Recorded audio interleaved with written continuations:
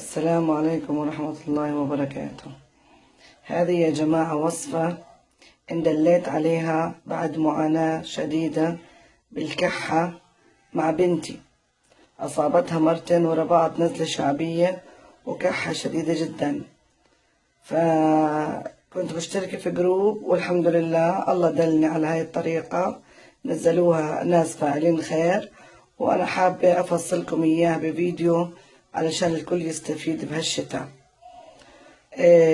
فنجان زيت زيتون بتسخنيه على النار، زيت الزيتون، وبتحط عليه ملعقة صغيرة فيكس، وملعقة صغيرة فازلين، وملعقة صغيرة كمون مطحون، وملعقة صغيرة قرنفل مطحون، وملعقة صغيرة ملح.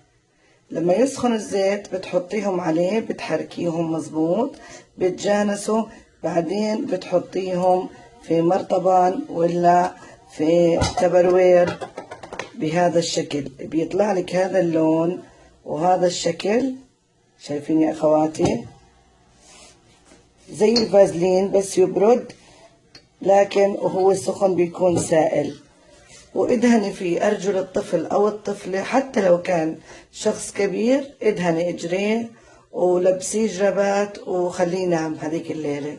والله يا جماعة الخير انه من مرة واحدة دهنت لبنتي مرة واحدة، كسلت ادهن مرة ثانية، لكن صبحت إلها كم يوم ما في كحة بعد معاناة بالأدوية المضاد الحيوي، بالفولترين، بالكورتيزون. حتى الدكتور في الأخير أعطاني بخاخات لمرضى الربو، صرت أستعملها لبنتي وما كانت ترتاح، ما ارتاحت إلا على هالوصفة.